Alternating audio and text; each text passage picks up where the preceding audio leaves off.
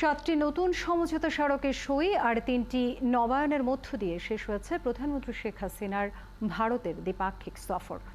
দুই সরকার প্রধান বৈঠকের পর যৌথ সংবাদ সম্মেলনে উন্নয়নের লক্ষ্যে সামনের দিনে নতুন পরিকল্পনা বাস্তবায়নের কথা জানান। এর আগে প্রধানমন্ত্রী শেখ হাসিনাকে দেয়া হয় রাজস্বিক সংবর্ধনা। ভারত থেকে আরও জানাচ্ছেন ঝুমুর বাড়ি। নরেন্দ্র মোদী তৃতীয় দফায় ক্ষমতায় আসার কয়েকদিনের মধ্যে প্রথম কোনো সরকার প্রধান হিসেবে ভারত সফরে আসলেন প্রধানমন্ত্রী শেখ হাসিনা। নরেন্দ্র মোদীর উপস্থিতিতে রাষ্ট্রপতি ভবনে গার্ড অফ অনার দেওয়া হয় বাংলাদেশের প্রধানমন্ত্রীকে। এরপর দুই দেশের অতিথিদের পরিচয় করিয়ে দেওয়া হয়। দুপুরে দিল্লির হায়দ্রাবাদ হাউসে দুই নেতা দ্বিপাক্ষিক বৈঠক করেন, যেখানে সবুজায়ন, ডিজিটাল অ্যাচিভমেন্ট, ভিসা সহজীকরণ, সামরিক সহায়তা সহ নানা বিষয়ে আলোচনা হয়। বৈঠক শেষে দুই দেশের মধ্যে 10টি সমঝোতা স্মারক স্বাক্ষর করা হয়েছে। যৌথ ব্রিফিংয়ে নরেন্দ্র মোদী বলেন, ভারতের প্রতিবেশী খুবই গুরুত্বপূর্ণ, তাই তৃতীয়বারের ক্ষমতায় আসার পর বাংলাদেশের প্রধানমন্ত্রীকে তিনি সফরের আমন্ত্রণ জানিয়েছেন।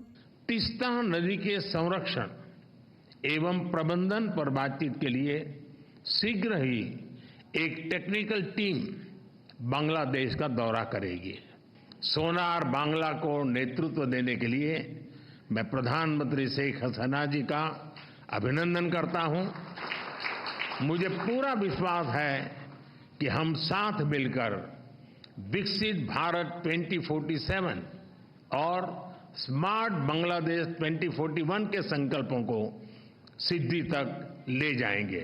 প্রধানমন্ত্রী শেখ হাসিনা বলেন, দুই সরকারের নতুন পথ চলা স্মার্ট বাংলাদেশ এবং বিকশিত ভারত প্রতিষ্ঠা নিশ্চিত করতে কর্মপন্থা নির্ধারণ করা হয়েছে। অভিন্ন নদীর পানি বন্টন সহ নিরাপত্তা ও বাণিজ্য বিষয়ে দুই দেশের মধ্যে আলোচনা হয়েছে। ভারত বাংলাদেশের সব থেকে বড় প্রতিবেশী, বিশ্বস্ত বন্ধু, বিরাট অর্থনীতির দেশ। তাদের সহযোগিতা পাওয়াটা এটা আমাদের জন্য অত্যন্ত গুরুত্বপূর্ণ। প্রাইম মিনিস্টার নরেন্দ্র মোদীকে দাওয়াত দিচ্ছি বাংলাদেশে আসার জন্য। প্রধানমন্ত্রী এরপর ভারতের প্রেসিডেন্টের সাথে সাক্ষাৎ করেন।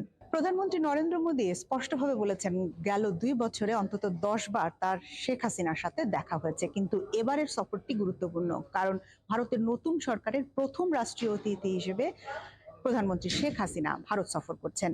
আর প্রধানমন্ত্রীর পক্ষ থেকেও বলা হয়েছে এই সফর খুবই সফল হয়েছে, আলোচনা হয়েছে ফলপ্রসূ। সামনের দিনগুলোতে ভারত বাংলাদেশ একসাথে কাজ করার নতুন পরিকল্পনা গ্রহণ করেছে। ঝুমুর বাড়ি, 71, নয়াদিল্লি, ভারত।